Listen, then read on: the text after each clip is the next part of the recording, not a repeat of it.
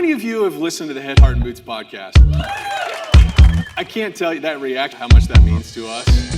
Welcome back to the Head, Heart, and Boots podcast. I'm Chris. And I'm Brandon. Join us as we wrestle with what it takes to transform ourselves and the businesses we lead. This new camera angle makes my arms look smaller than yours. I'm noticing that, and I really appreciate it. I thought you did that on purpose. No, I didn't, and I am not happy with it. Hello, no. It's funny because I almost caught you. I almost caught you dropping an F-bomb on record. We got to remember, Mister. We got to remember our old year's resolution, which is to watch our mouths. That's right. A little less salt on the potato. Yeah, you know what, man? I've been leaning into it. Hard. We'll get into it as part of our just say no to New Year's resolutions, right? I had an interesting, that's interesting because I had a conversation today where language came up. Really? And it was a downline leader that was remarking on their experience with an upline leader and using language inappropriately and how it made them feel. It's interesting. I'm telling you, more and more motivation. Make me clean it up. That's right. Clean it up. Yeah. Well, welcome back. Listen, for those of you that maybe your New Year's resolution was to listen to Head, Heart, and Boots because you heard everybody talking about it, and you're like, gosh, I need to finally take in an episode. Right? Hey, I love that resolution. It's an excellent. Whoever that is, you should follow through. Yeah, but you're like, what's this about? Who are these guys? So Head, Heart, and Boots is kind of the founders podcast for Floodlight Consulting Group. Brandon and I are the founders of that company, and the podcast thing was something that we'd always kind of wanted to do, and we had the equipment for it. We set up a studio, and here we are. But 160 episodes. Pretty dang close to 160. I think we're in that range later. Yeah, which is insane. Yeah, quite a ride. But what is Floodlight Consulting Group about? Well, we serve the restoration industry. We serve restorers like you. With full service consulting. We help our restorer clients grow and achieve the goals and objectives that they have. Our client book this past year, final accounting, $250 million in revenue. Yeah, we're between our clients. 300. Yeah, maybe more. So, so if you're looking for a battle buddy, you're looking for a partner, a growth partner for your business, now is the time to reach out. You want to kick the tires on what it would look like to hire a consultant, a coach, somebody to pace with you and help increase the capacity of your leadership team by supporting you in this growth process. Reach out. Find us at floodlightgrp.com. We'll set up a call. We'll talk shop. We'll see if it's the right fit, and potentially put some rocket fuel in your business moving forward in 2025. Love it. Love it. Yeah. So today's show, gang, we're going to do, this will be like week 2 or 3, maybe of the new year by the time this one comes out.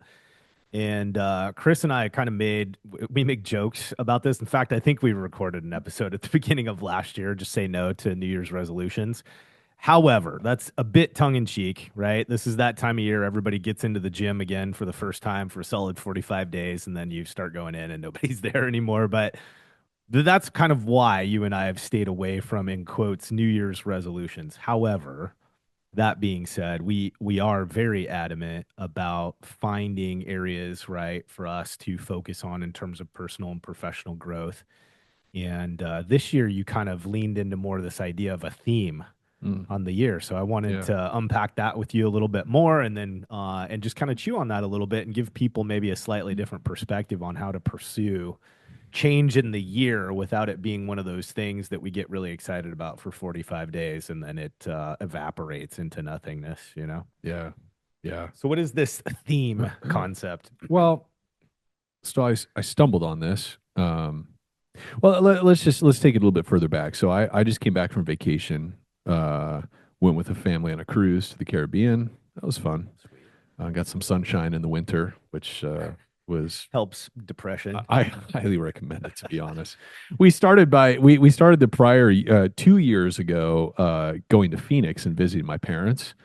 It's like we walk out in flip-flops and it's 80 degrees in the morning, with your coffee. It was 39 at home. It's really wonderful for those of you that don't live in Phoenix, or you live in a place like Oregon where we are and it's raining and gray. But anyway, so I was on the cruise and it just gave me a lot of time to reflect, just sit out on the deck of the boat conversations with my wife and my kids, and just this reflection of who am I in this moment on this cruise ship this year relative to who I was the prior year, sitting in that same spot on the cruise ship, because we did a family cruise the prior year as well with my extended family. And to be honest, I had to deal with a fair bit of disappointment, that Yeah. there were certain areas of my life that professionally and personally where I just recognized very little progress was made. Mm.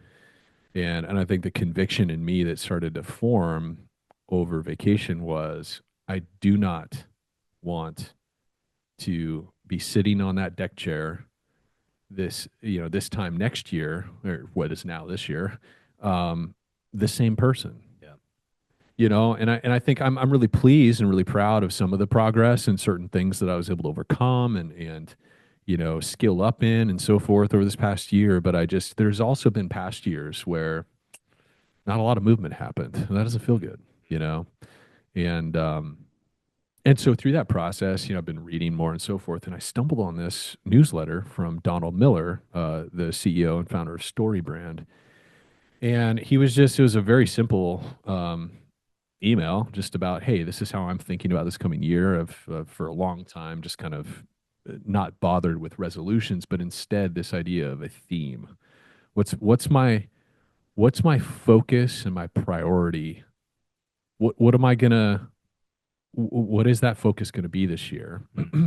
And then what are the 4 or 5 most impactful supporting behaviors or commitments that I'm making that is going to enable me to chase that theme, right? Yeah. And so Yeah.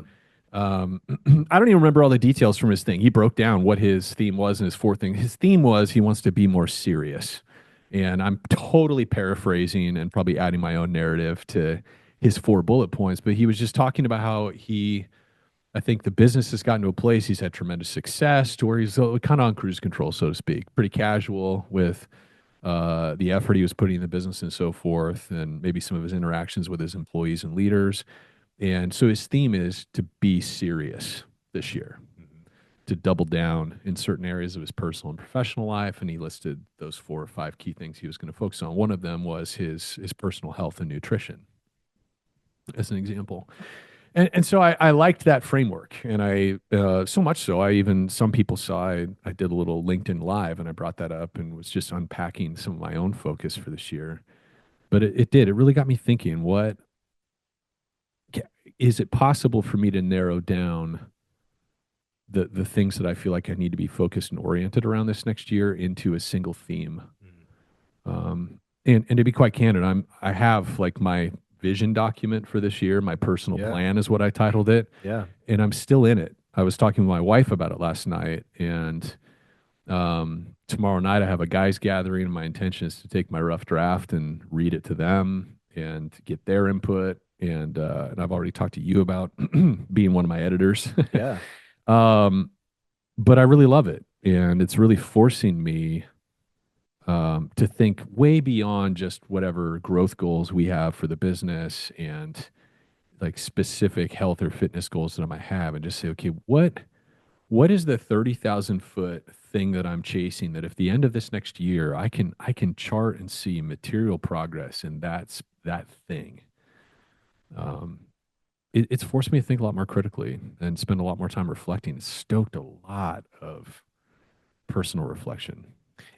This topic is so interesting to me because I feel like this is a version of what shows up in other areas of my life where I act one way at home in terms of the way that I'm stewarding resources, time, energy, things, thoughts. Yeah. But then when I go to work, right, I'm so keyed in on, you change what you measure, right? You got to inspect what you expect. Like I have all these cadences of behaviors and things that we teach and that we try to orient our company around to be really proactive and accountable to how we use and leverage resources and make growth in the business. Yeah.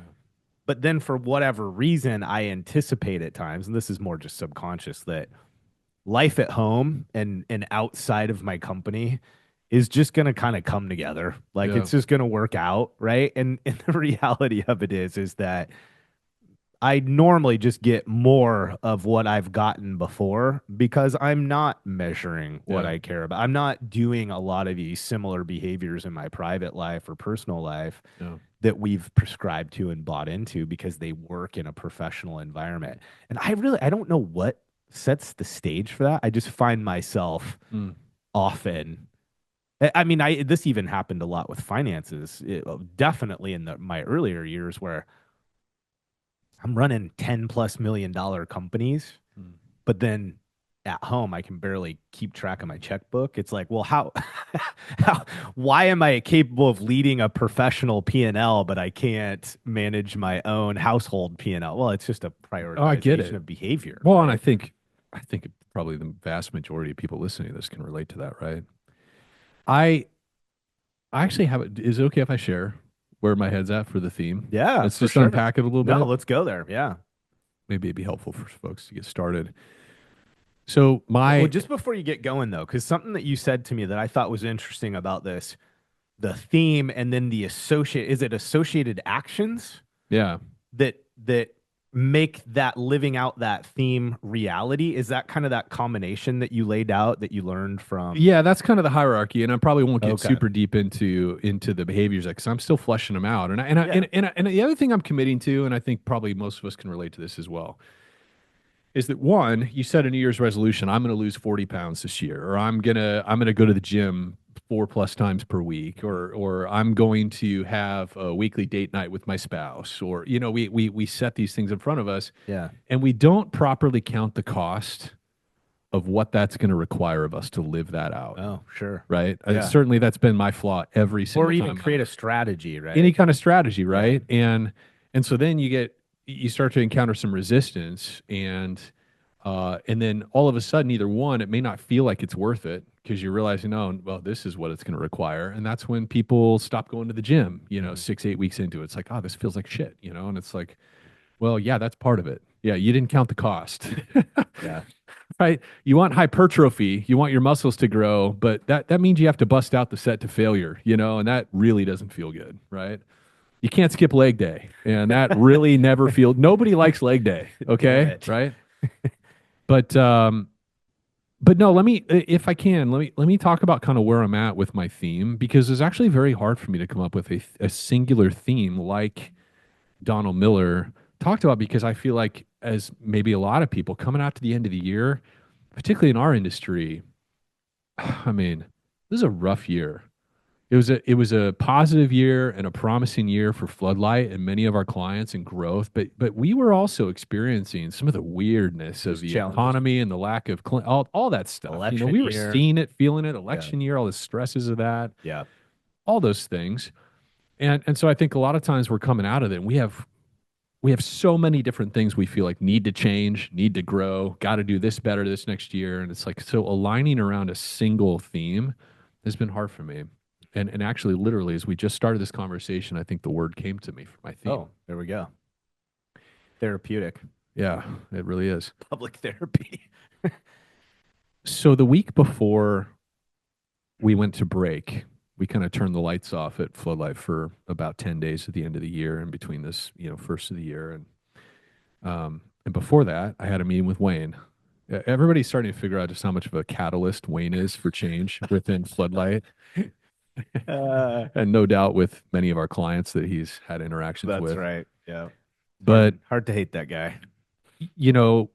we've given Wayne some mammoth responsibilities and a big role within the company as we've been growing, and he takes it very seriously, and he's reliably intentional and very thoughtful. As he never just lurches into action without thinking. He just gives so much thought, and then he executes. He executes 100%, right? And so he was devising some new processes and systems for us managing all of our calendar events because we have a lot of things happening all at once at any given time in the company. And then our folder system, kind of the nomenclature of how do we name files so that as our team continues to grow, people can find things. Yep. Novel idea. Yeah. Right. Yeah. It's great. Like, how do I go find this thing in Drive when we're naming things, all different kind of stuff, right? It's really difficult. It's an important piece. Now, for me, as somebody who's not very detail oriented. I can rationalize that out loud now. But my normal response to what we name file folders is, if I'm honest, I don't give a shit. Yeah. That's my natural Sure. response. Yeah. Doesn't Beca- keep you up at night. Because my nature is not such in this particular area to think 4 or 5 steps down the line about Sure. the person 3 months from now that needs to find that client assessment that I did, right? Like, Yeah. that's just not my nature. Yeah. So anyways, Wayne's developing this file system and naming of what are we going to name our calendar events and so forth. And he creates a step-by-step process that he emails to all of us, including me. And then to take a step further, because he's very thorough, he creates a Loom video walking through how to do it. Like, so no matter how much of a monkey I'm feeling like that day, I can watch the video and I'd be like, okay, I can watch him typing and creating the folders.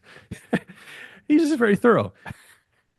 Now, move forward 2 or 3 days, and I'm creating new folders for a new client that we're onboarding, and I'm adding new calendar events to the system. And I did not follow the process 100%. I glossed over his instructions.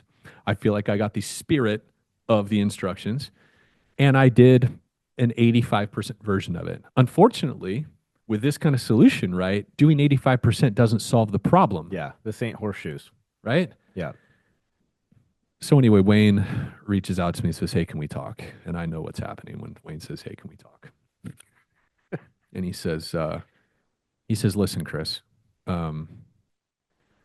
when I ask for your, cooperation on something, like we have a new process that you have asked me, I'm one of the owners, right? When you and Brandon have said, hey, you've charged me with this assignment, you want me to do this, and I do it, and I give you instructions of how I need you to comply with these things in order for the new system to work. And I spell it out very, very, very specifically. I take a lot of time to think through. These are all the instructions of how we're going to do this as a team.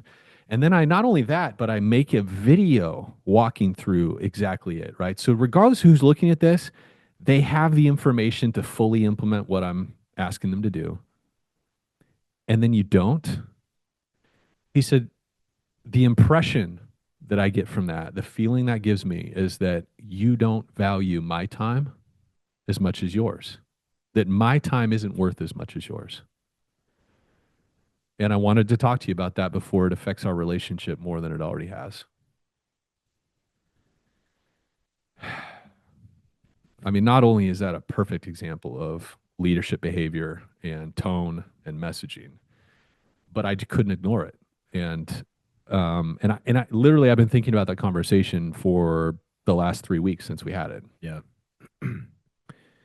And thinking about and the other thing I know about Wayne is not one of those micromanagers that is going to jump on somebody the first sign of noncompliance. Yeah. Hey, right? He understands, we're going to make some errors and whatnot. But the problem is that kind of thing is a pattern with me. And that's what that really identified for me. And it's a pattern really throughout my whole career. And frankly, it started, I kind of talked to you about this a little bit yesterday. Like, I remember reading the book Strength Finder, and I think potentially some of our listeners will relate to this, right? And Strength Finder 2.0, right, by the Gallup organization.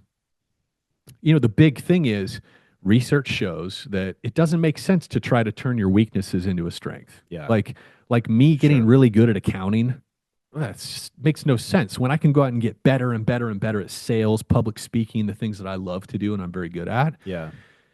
And so it just, the research affirms that, that don't spend a ton of time trying to make your weaknesses a strength.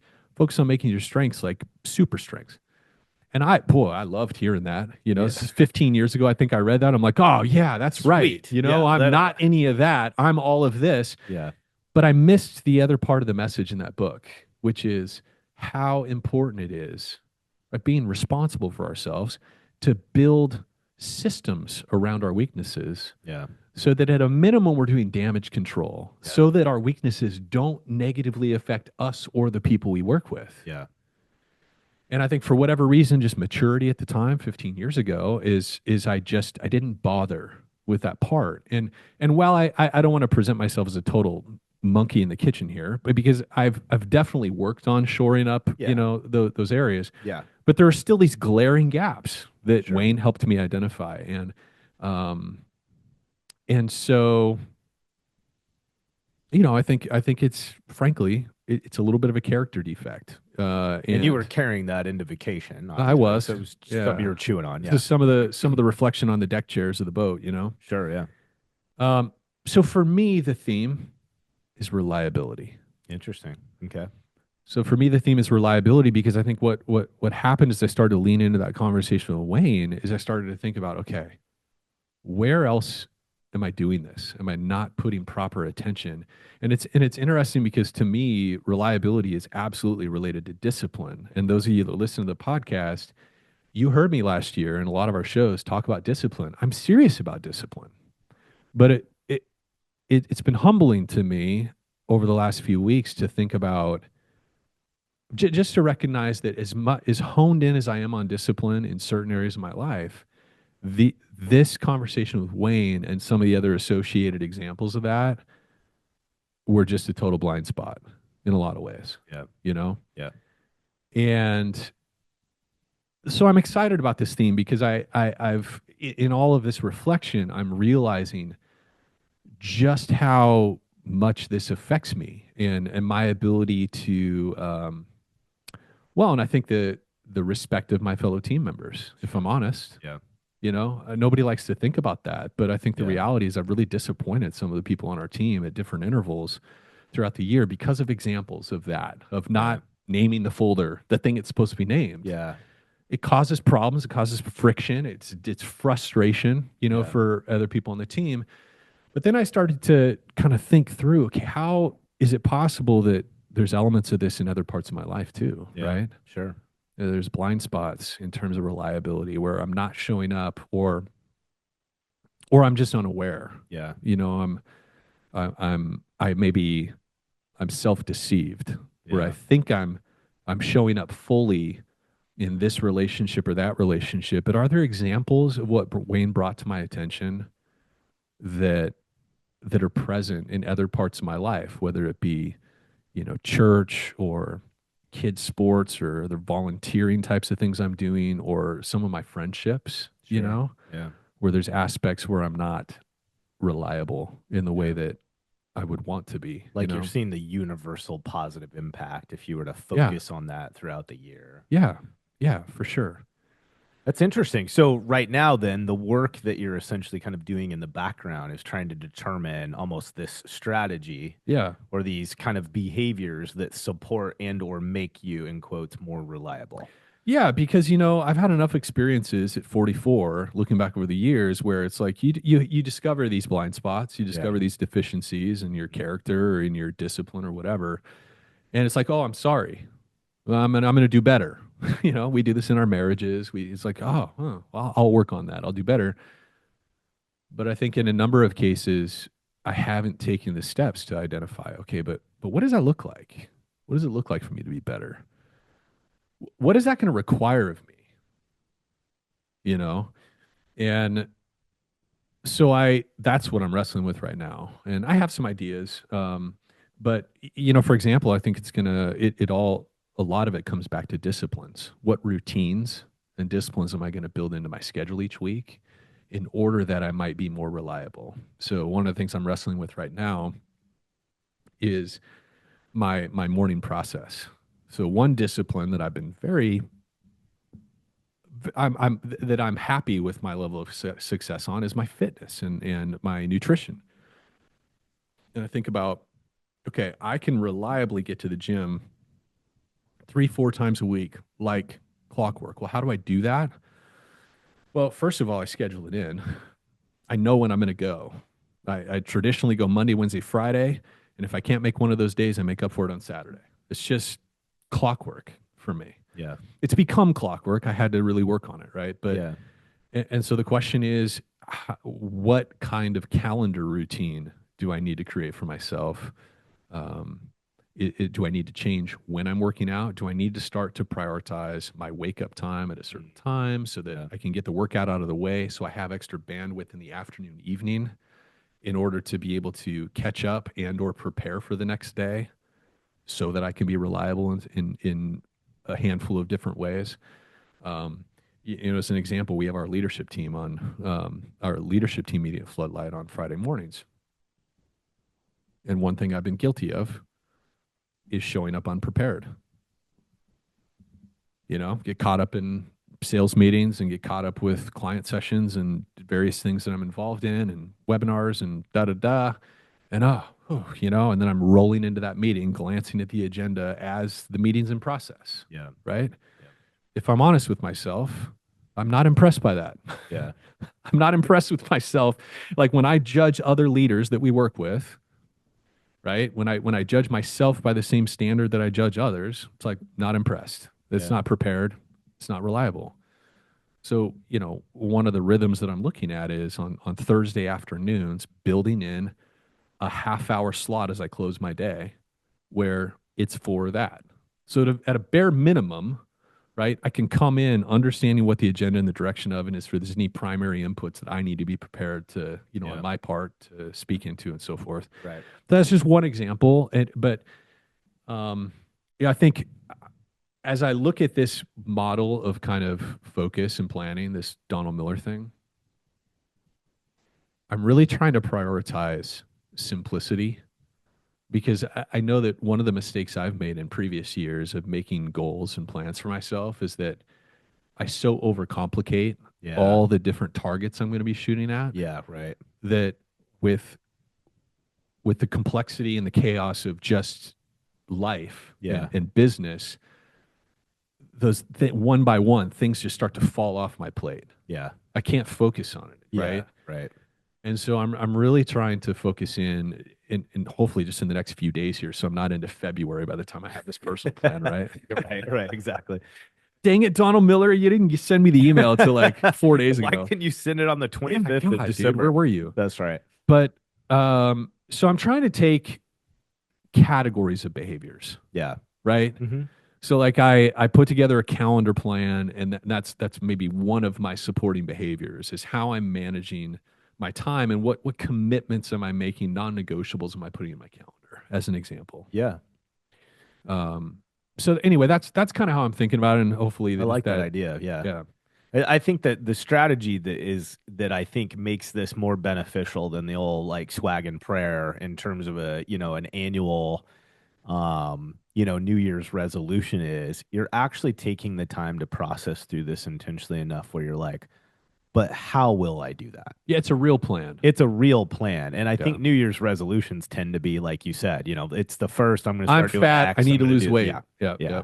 And I've done that a million times. I get all super motivated about something. And, by the time the end of Q1 happens, like life has just absolutely kicked my ass. And I can't even remember why I was motivated to do the other thing. So can I tell you one thing that I went in before the new year? Because that was another thing as I started thinking, I had the weighing conference, but right in December, I actually started thinking about this stuff, which I don't, this is the first year I've probably done the most reflection and planning this year than I have done in several years.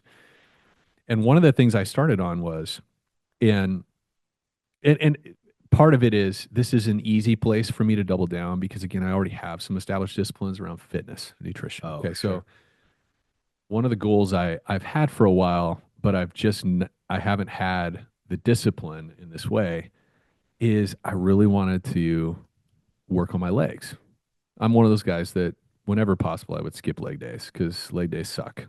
I feel like every time we go into the gym, you're like, which leg workouts or what are we doing for legs? Well, because I know I need to, but in terms of me actually like executing and really working on building my legs, that's a different story. And so I just knew I haven't put in the effort yet to do what I want to do there, right? And so a part of it is when I go into the gym, I just work really hard.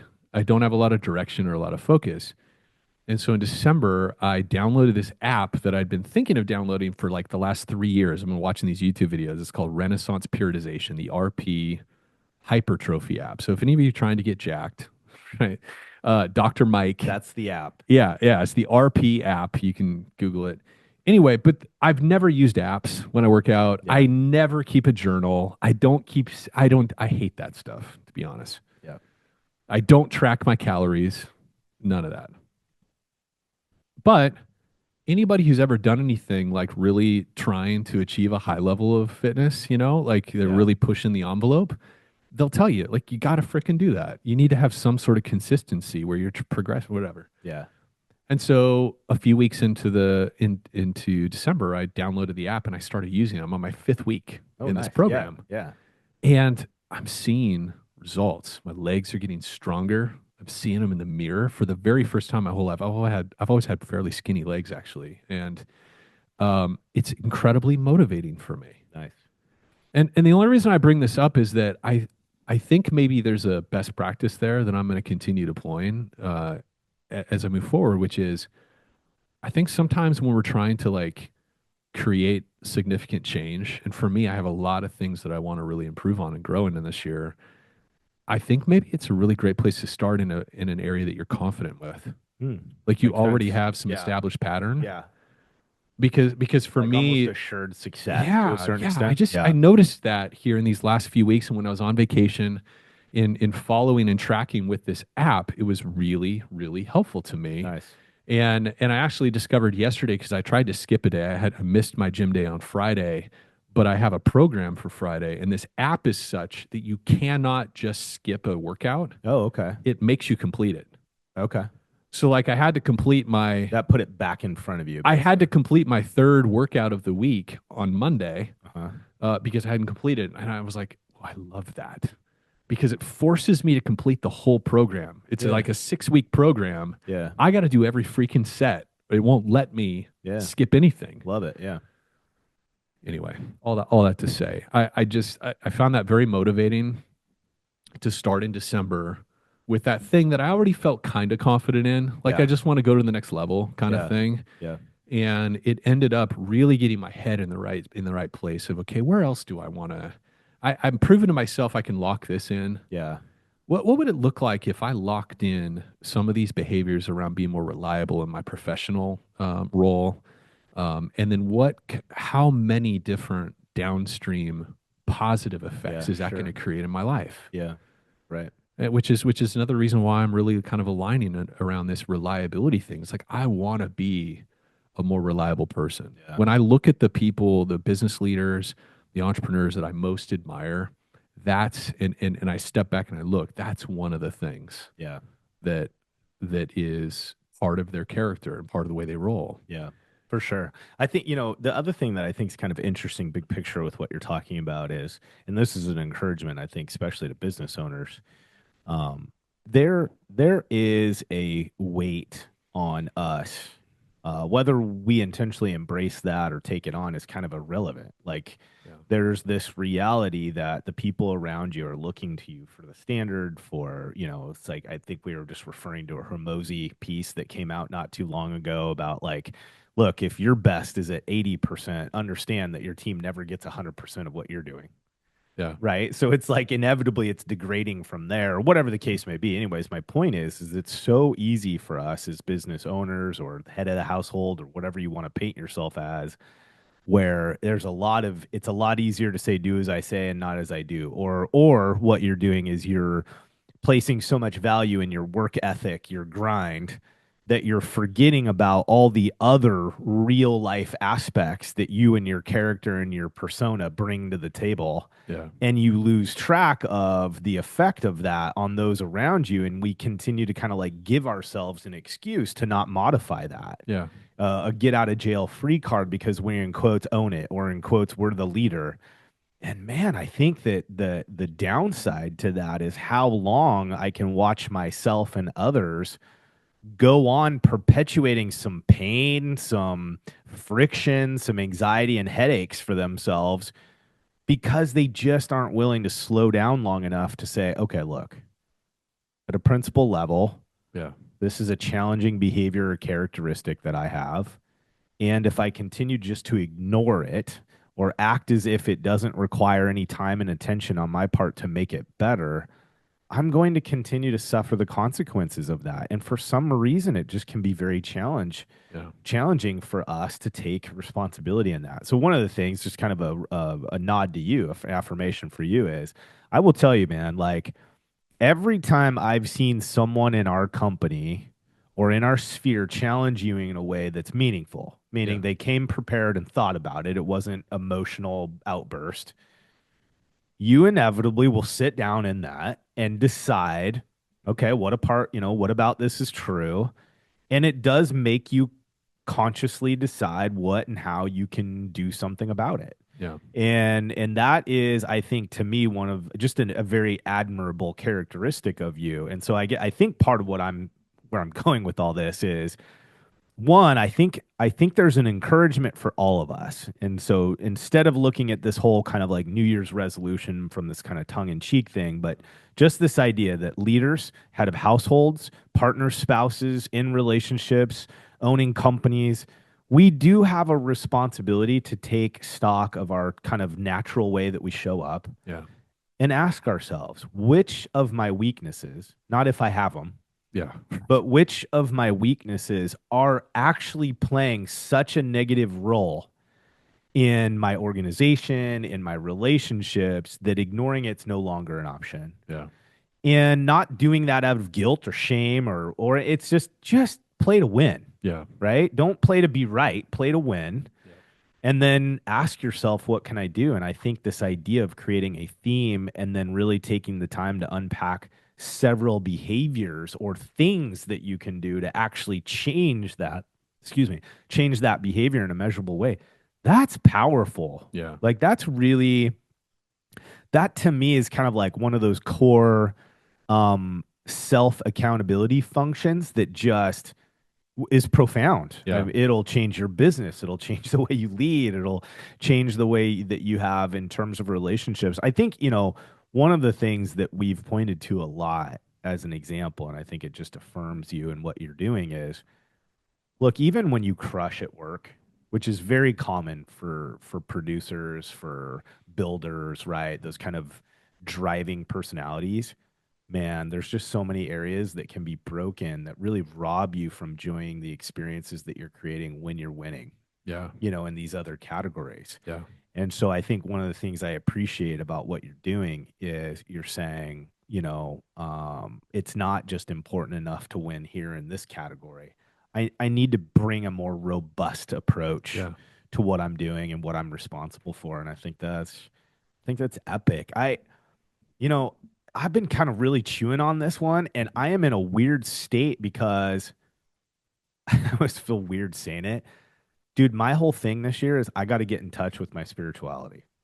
Mm. So I know I know for like a lot of our listeners, I mean, we kind of have the group runs the gambit. I mean, we kind of have folks from all walks of life. And so, maybe for you, that spirituality can look a myriad of different ways. I'm not saying that, you have to be committed to anything. For me right now, I have experienced in the past um, um, things or realities in my life where when I was much closer to and more consistent Mm. in my faith practices and really sitting in that space and thinking about it and processing how it should be influencing my life and where it should be having an impact on me and changing me, right?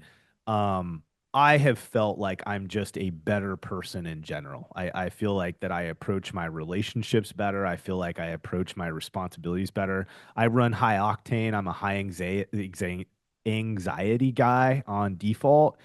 And that can be really shitty, to be honest. Like there's elements of it that create great deal of momentum. And then there's also just this brain battle that I'm constantly in a state of. And those of you that are listening that have high anxiety, which a lot of operators do, you know what I mean. Like it is the devil that at time when I embrace it the right way certainly helps me, but there's a cost to it. And so one of the things I've just witnessed in my past is that when I am more intentional about my spiritual life, that just tends to be, I don't want to say managed. It just seems to have a more appropriate context that makes me healthier. Yeah. And so I think, I don't know what the theme is yet, but I've already began to take some actions, and I won't name anybody, but reach out to some people in our sphere of just like, hey, I see this in you. Mm, This is something I want to be investing more time and energy in this year. Can we talk about that? mm, And I think that that's important. So I think almost I'm beginning to kind of set into motion something that I think I could boil down to a theme very easily, but then I'm already beginning to take these kind of I don't want to say nominal, but little actions that I know then are going to help the yeah. reality of that thing, that focus coming to fruition. So I think that's the pocket I'm going to hang in this year is really just doing some new refreshed wrestling with my faith and where I want that to be influencing my world and Mm. what adjustments I'll be making in relationship to that. But I got some work to do to create my theme and kind of come up with my supporting like course of action. But I love this idea, man. I love it a lot. Yeah. Yeah. It's, for me, I think part of what stoked this is my father dying earlier this year. Sure. Yeah. You know, it's like, it's just front and center Hmm. for me. Like, Epictetus, famous Stoic, posed the question, how long will it be before you demand the best of yourself? Right. Interesting comment. Yeah. And it always stuck with me. I actually have a tattoo of Epictetus on my left bicep, and I just it challenges me. Yeah. And with my father passing, it just really made sort of the brevity of life very present to me, Yeah. and it really has motivated me over the course of the years. It's been a struggle, uh, but uh, but in reflecting, like I said over the break, that's really what's driving it. Yeah. It's like how long am I going to give myself a free pass Sure. for these little things? Yep. How long am I going to kind of rely on my position or my role or my influence to disregard Yeah. these things? Yeah. When am I going to demand the best of myself? Yeah. Love it. And and I just there was a big part of me that was like, you know what? Why would I not make it this year? Yeah. None of us have guarantees. No, We don't know if we got another year. that's right. I don't know if I got another year to model that for my boys. That's another thing that's really motivating me too. Is just like I'm realizing it's funny. I was having a conversation about parenting the other day with a buddy of mine who's got younger kids, and I don't know that he asked me for advice or anything necessarily, but it was just like we were chatting about parenting and so forth, and I just said, more and more as I get older, I don't know that my kids ever needed me to teach them a single thing. I think I think really all my kids need is to see me doing. Like I'm seeing this in my boys. It's interesting. That perspective is somewhat new for me in the last like 5 to 10 years. It's been an evolution for me, but my first 10 years of like raising my daughter, who's 19, 3 years older than my other boys, it was a lot of that traditional parenting, Yeah. discipline, expectations, um, requirements, and guiding and shit. And of course, some of that is very much part of the process. Kids are younger and so forth. But I feel like especially as they get into like 12, 13, 14 and up, right? I'm just more and more convinced the only thing that matters is what I show them, what I Mhm. do, Yeah. how I treat them in all of my day-to-day interactions, how they see me treating their mother, Yeah. right? Yeah. How they see me treating and interacting when we're with my extended family. Right? The energy that I bring to my work, the intentionality that I bring to all the things that I choose to do, right? Like though I'm starting to see that there's a difference I see in um how my boys are approaching things versus my daughter. It's not better or worse, it's just different. And I Yeah. think it's because I've been able to be a lot more intentional about my modeling Yeah. versus my telling. 100%. I spend all my time telling my daughter what she should or shouldn't be doing. Yeah. And instead, I think over the last several years, my boys have just seen me more consistently doing Yeah. and they imitate it, Hmm. you know? Yeah. Um, and I find that like in some ways, like it makes me very happy, to see that I've been able to transfer some positive behaviors and things like that. And it motivates me to get some of my other shit together. Yeah, for sure. Like, It all the more important you're yeah. for the year. Oh my gosh. Yeah. Right. Like how, and so I'm even thinking about my theme of reliability. Like, how does that relate to my boys? Like, where in my relation to my boys am I being unreliable, or am I projecting the behaviors of an unreliable person?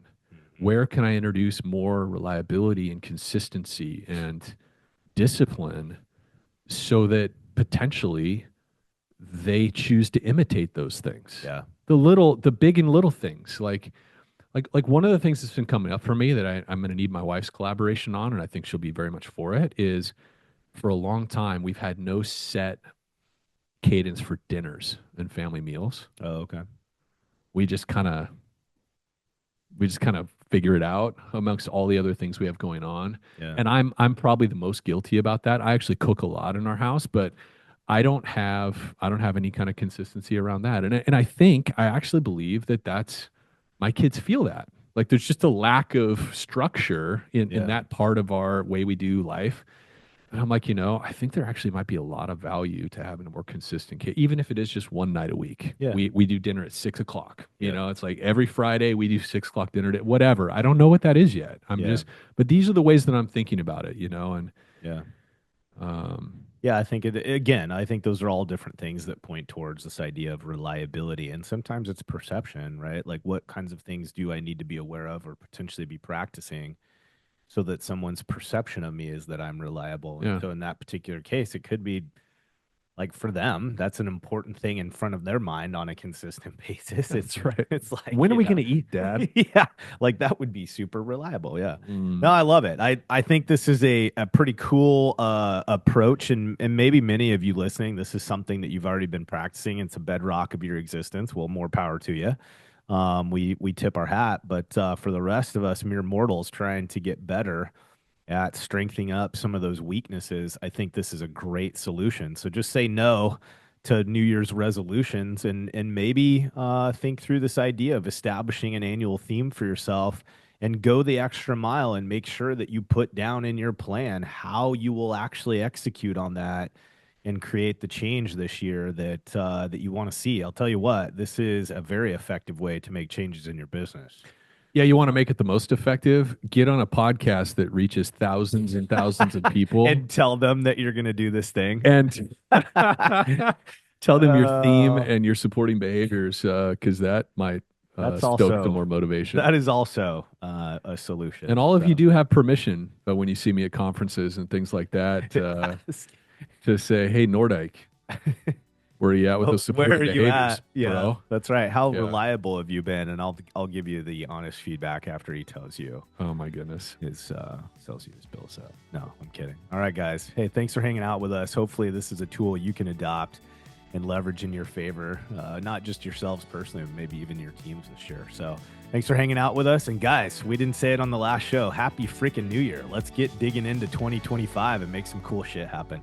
All right, guys. Thanks. We'll see you later. Bye.